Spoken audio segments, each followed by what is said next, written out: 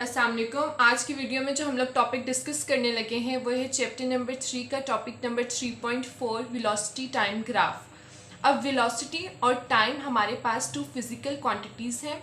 हम लोगों ने फिजिकल क्वांटिटीज़ के बारे में पढ़ा कि all measurable quantities are called the physical quantities.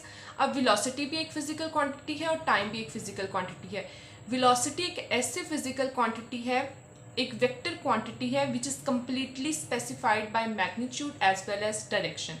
और टाइम हमारे पास physical quantity which is completely specified by magnitude, ये एक स्केलर क्वांटिटी है। हम लोगों ने इस चीज़ को डिटेल के साथ अपनी प्रीवियस वीडियोस में डिस्कस किया हुआ है। अब हम लोगों ने वेलोसिटी और टाइम का ग्राफ प्लॉट करना है। ठीक है, तो ग्राफ बेसिकली क्या है, एक पिक्टोरियल रिप्रेजेंटेशन होती है। हम पिक्चर के फॉर्म में प्लॉट करते हैं ग्राफ को। ठीक है, एक्स एक्सिस और वाई एक्सिस के दरमियान में हम ग्राफ को प्लॉट करते हैं। हमारे पास यहाँ पर एक डिपेंडेंट वेरिएबल और एक इंडिपेंडेंट वेरिएबल, एक्स एक्सिस के अलोंग हमारे पास इंडिपेंडेंट वेरिएबल होता है और वाई एक्सिस के अक्रॉस हमारे पास डिपेंडेंट वेरिएबल होता है जो वाई एक्सिस पे होता है। ठीक है, अब डिपेंडेंट और इंडिपेंडेंट वेरिएबल का क्या मतलब है, हम यहाँ पर x की वैल्यू कुछ भी पुट करें, हमारे पास फंक्शन है y is equals to f of x, let's suppose. ठीक है, तो यहाँ पर हम x की वैल्यू जो मर्जी पुट करें, इसका क्या मतलब है कि x की वैल्यू इंडिपेंडेंट है और जो आंसर आएगा वो y पे डिपेंड कर रहा होगा, तो y की वैल्यू क्या है, डिपेंडेंट है। ठीक है, तो इस तरह से वेरिएबल्स डिपेंडेंट और इंडिपेंडेंट होते हैं ग्राफ के अंदर। अब वेलोसिटी टाइम ग्राफ का क्या मतलब है उसको डिस्कस करते हैं। तो graph plotted between the velocity of a body and time, जो ग्राफ हम लोग प्लॉट करेंगे वेलोसिटी और टाइम के दरमियान, उसको हम क्या कहेंगे, वेलोसिटी टाइम ग्राफ, और उसको हम रिप्रेजेंट करते हैं वी टी ग्राफ के साथ। उसको इस तरह से भी लिख सकते हैं। ठीक है, अब फर्स्ट ऑफ ऑल हम लोगों ने ग्राफ प्लॉट करना है वेलोसिटी और टाइम का। हम कहते हैं when a car moves with constant velocity the velocity time graph is a horizontal straight line. जब हम लोग ग्राफ प्लॉट करेंगे, ठीक है, वेलोसिटी टाइम ग्राफ हम प्लॉट करेंगे कहाँ पर, तो हमारे पास जो वेलोसिटी होगी वो कांस्टेंट होगी। कार मूव कर रही है with constant velocity. Constant velocity का क्या मतलब है कि अगर हम लोग कोई भी ग्राफ प्लॉट करते हैं, यहाँ पर हम एक्स एक्सिस पर टाइम लेते हैं और वाई एक्सिस पर हम वेलोसिटी लेते हैं। ठीक है, ये हमारे पास अब डिपेंडेंट वेरिएबल है वेलोसिटी, जो कि टाइम पे डिपेंड कर रहा है, और जो टाइम है वो इंडिपेंडेंट वेरिएबल है। ठीक है, एक्स एक्सिस के अलोंग।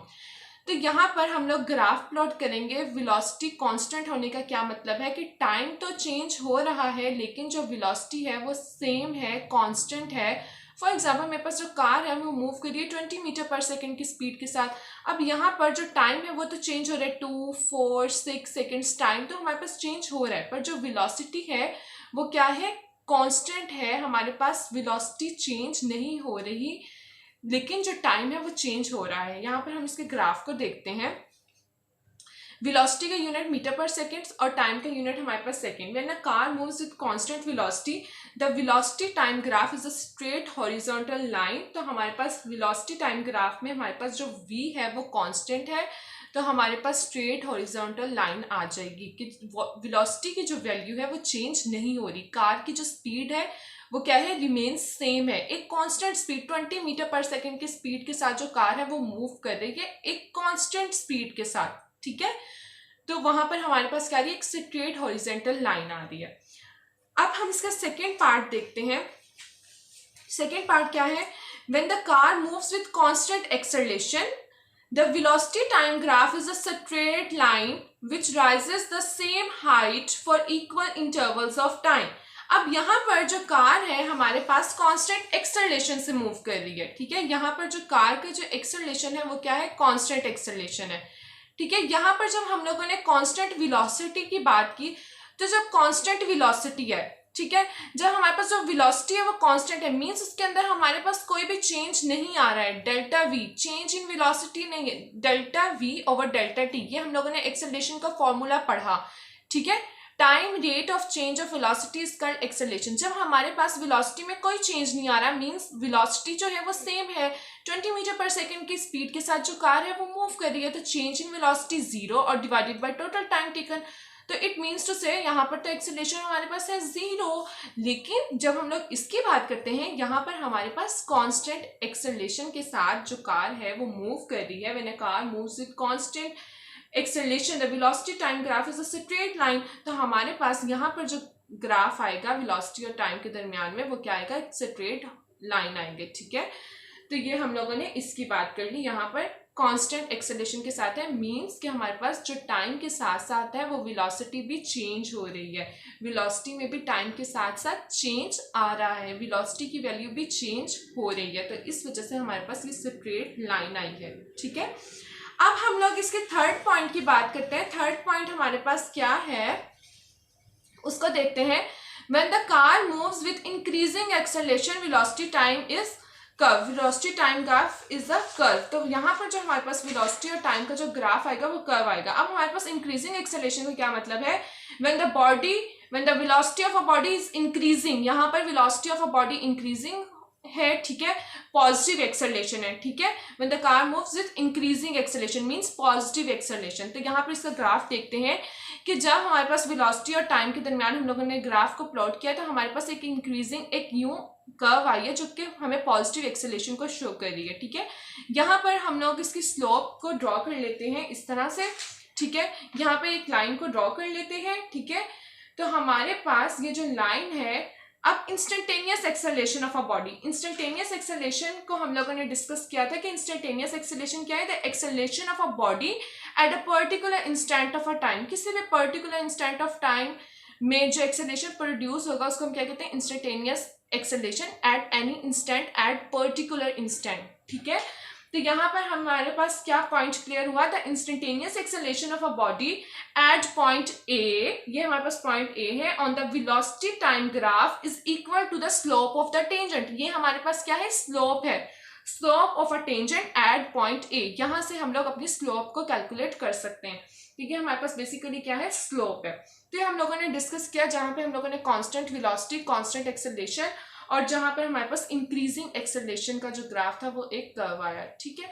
अब हम लोगों ने यहाँ पर बात कर ली कि जो इसका एरिया आएगा वो हमारे पास एक slope of a tangent at point ए आएगा, ठीक है। अगर हम इस कर्व वाले ग्राफ की बात करें जहाँ पे इंक्रीजिंग एक्सेलरेशन है तो वहां पर हमारे पास जो एरिया है वो slope of a tangent at the point a है, ठीक है। ये इसकी हम लोगों ने बात कर ली। लेकिन हम लोगों ने अगर डिस्टेंस कैलकुलेट करना है, for example distance as covered area under the velocity time graph, तो हमारे पास यहाँ पर जो फर्स्ट वाला जहाँ पे हमारी वेलोसिटी जो है वो कांस्टेंट है, अगर वहाँ पर हम लोग देखें, the distance moved by an object can also be determined by using the velocity time graph. तो हम लोग इससे भी अपने डिस्टेंस की जो वैल्यूज है हम कैलकुलेट कर सकते हैं।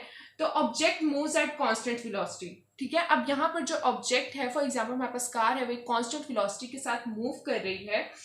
तो यहाँ पर क्या है, the distance covered by the object. तो यहाँ पर हमारे पास जो डिस्टेंस आएगा वो s is equals to v into T, velocity into time, ठीक है। The distance can be also find by calculation area under the velocity time graph. अब हम लोगों ने पढ़ा ये हमारे पास एक रेक्टेंगल है, ठीक है, और ये जो शेडेड एरिया है जिसको मैं शेड कर रही हूँ वो हमारे पास एक रेक्टेंगल है और हम लोगों ने इसके अंडर अपना एरिया कैलकुलेट करना है। अब जब हम रेक्टेंगल की बात कर रहे हैं तो रेक्टेंगल का जब भी हम लोग एरिया फाइंड आउट करते हैं तो एरिया क्या होता है, लेंथ मल्टीप्लाई बाय विड्थ। अब इसकी लेंथ हम क्या लेते हैं, वेलोसिटी, और ये जो टाइम है हम इसको डॉटेड लाइन से रिप्रेजेंट कर रहे हैं और यहाँ पर ये क्या है, टी है। तो v इंटू टी, तो वो हमारे पास क्या आ जाएगा, डिस्टेंस आ जाएगा। तो ये हम लोगों ने द डिस्टेंस, इस कैलकुलेशन से भी हम area under the velocity time graph find out कर सकते हैं। The distance can be also find by calculation area under the velocity time graph, ठीक है। और इस तरह से ये जो एरिया है वो इक्वल आ जाएगा v इंटू टी। अगर हम लोग इसी की तरह अपनी इस सेकेंड वाली फिगर को देखें जहाँ पर जो एक्सेलरेशन है वो क्या है, कांस्टेंट एक्सेलरेशन है। कांस्टेंट एक्सेलरेशन का क्या मतलब है कि वेलोसिटी में भी चेंज आ रहा है in equal intervals of time, ठीक है। तो हमारे पास यहाँ पर क्या बात की जा रही है, here the velocity increases from 0 two point v। अब यहाँ पर जो वेलोसिटी है वो क्या है, इंक्रीज कर रही है from 0 to v in total time interval t, ठीक है। Velocity increases from 0, uniformly increase कर रही है, ठीक है, uniformly increases from 0 to v in total time t। The magnitude of its average velocity is given by. तो अगर हम इसका मैग्नीट्यूड एवरेज वेलोसिटी को कैलकुलेट करें तो 0 से v तक इंक्रीज कर रही है, ठीक है। एवरेज वेलोसिटी बेसिकली 2 पे डिवाइड हो जाएगा तो हमारे पास ये क्या आ जाएगा, 1/2v। तो एवरेज वेलोसिटी 1/2v के इक्वल आ गई। The change in velocity may be due to the change in its magnitude और change in direction। अब देखो, जब velocity change in velocity कब होता है? change in its magnitude, या तो फिर change हो इसकी magnitude में या इसकी direction में। अगर दोनों में change होगा तो हमारे पास change in velocity क्या होगी? occur हो जाएगी। ठीक है, ये तो हम लोगों ने अपने प्रीवियस वीडियो में इस पे भी बात की थी।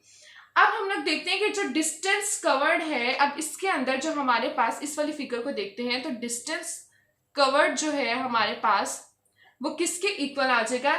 Average velocity multiply by time. तो एवरेज वेलोसिटी हमारे पास क्या है? जो से 0 से v तक जो वेलोसिटी है वो यूनिफॉर्मली इंक्रीज कर रही है, तो यहाँ पर एवरेज वेलोसिटी हमारे पास आ जाएगी हाफ v, जो हम लोगों ने यहाँ पर कैलकुलेट की, और टाइम इंटू टी। तो हमारे पास ये जो डिस्टेंस कवर्ड इस, अगर हम इस ट्राइंगल में देखें तो वो हमारे पास क्या आ जाएगा? v into T divided by 2। तो हम लोगों ने ट्राइंगल का भी जब एरिया कैलकुलेट करते हैं, जब हमारे पास एक ट्राइंगल है, हमने उसका एरिया कैलकुलेट करना है, तो वो हमारे पास बेसिकली एरिया का क्या फॉर्मूला होता है? Half base into height. हम उसकी हाइट और बेस के साथ उसको मल्टीप्लाई कर देते हैं, जो बेस और इंटू हाइट। तो यहाँ पर हाइट क्या है? वेलोसिटी है, और बेस हमारे पास क्या है? टाइम है t। तो यहाँ पर हम लोगों ने एवरेज वेलोसिटी को कैलकुलेट किया, उसकी वैल्यू को पुट किया, और अपना जो डिस्टेंस है वो शेडेड एरिया के अंडर हम लोगों ने कैलकुलेट कर लिया। ठीक है, तो ये हम लोगों ने बात की वेलोसिटी टाइम ग्राफ की। जब कांस्टेंट वेलोसिटी होगी, जब हमारे पास कांस्टेंट एक्सेलरेशन होगा, और जब हमारे पास इंक्रीजिंग एक्सेलरेशन होगा। तो इसके बाद हम लोग नेक्स्ट टॉपिक पे जाएंगे। टॉपिक नंबर हमारा है 3.5, उसको डिस्कस करेंगे नेक्स्ट वीडियो में।